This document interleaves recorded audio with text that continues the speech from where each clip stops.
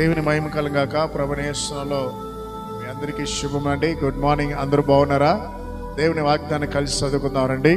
ద్వితీయోపదేశకాండము 30వ అధ్యాయము 15వ వచనము. చూడుము, నేడు నేను జీవమును మేలును మరణమును కీడును నీ ఎదుట ఉంచున్నాను. ప్రియులారా, ప్రతిరోజు దేవుడు మనకి ప్రతిరోజు మరణాన్ని జీవాన్ని ఉంచున్నాడు, మేలుని కీడు ఉంచున్నాడు. మరి మనము ఏ దారిలో వెళ్ళాలో మనం నిర్ణయించుకుండాలి. ఇరుకైన మార్గం ఉంది, విశాలమైన మార్గం ఉంది. లోక సంబంధమైన కార్యాలు ఉన్నాయి, ఆత్మ సంబంధమైన కార్యాలు ఉన్నాయి.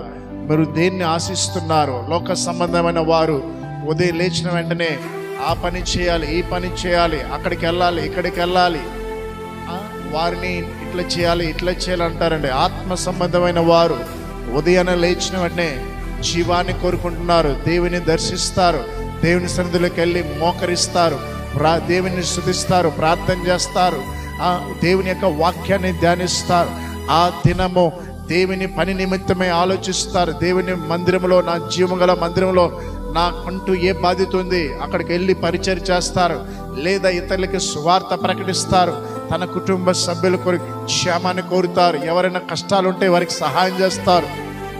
ఇది జీవ మార్గము. మరణ మార్గం అంటే ఒక వ్యక్తి లేచిన వెంటనే త్రాగుతాడు, లేదా సినిమాలు చూస్తాడు, బూతులు మాట్లాడతాడు, వ్యభిచారం చేస్తారు, దొంగతనాలు చేస్తారు. ఇది మరణము.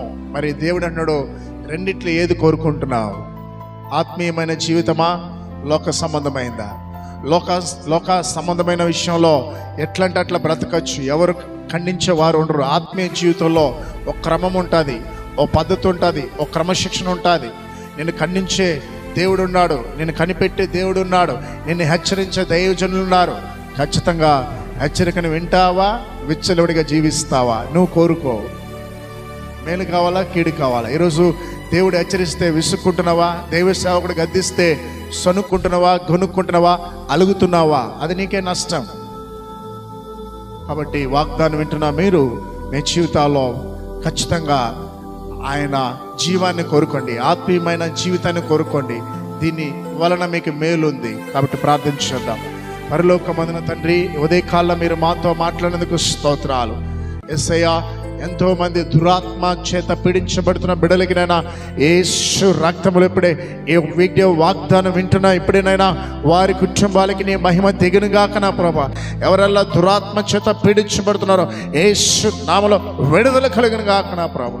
మాంత్రిక శక్తుల ద్వారా నా ప్రభా, చేతబడి శక్తుల ద్వారా ఎవరైతే బాధించబడుతున్నారో యేసు నామములో విడుదల కలుగునుగాక నా ప్రభా. ప్రత్యేకించినైనా అనేక సంవత్సరాల నుంచి నైనా దేవా, వివాహమై కూడా పిల్లలు లేకుండా బిడ్డలకి వారి గర్భాన్ని ఇప్పుడు యేసు నామములో తెరుస్తున్నాం తండ్రి. అలాగే స్వస్థత కొరకు ప్రార్థిస్తున్నాం. క్యాన్సర్తో, అయా ఆస్తమాతో, నన్ను ఎంతమంది అయితే టీబీతో, హార్ట్ అటాక్తో బాధపడుతున్నారు, ఇప్పుడే ఈ యూట్యూబ్ ద్వారా వారి మీదకి నీ ప్రభావం వెళ్ళిన గాక, నీ శక్తిని విడుదల వచ్చి ప్రార్థిస్తున్నాం. యేసు పరిశుద్ధ నామములో ప్రార్థించి వేడుకుంటున్నాం తండ్రి. ఆమేన్.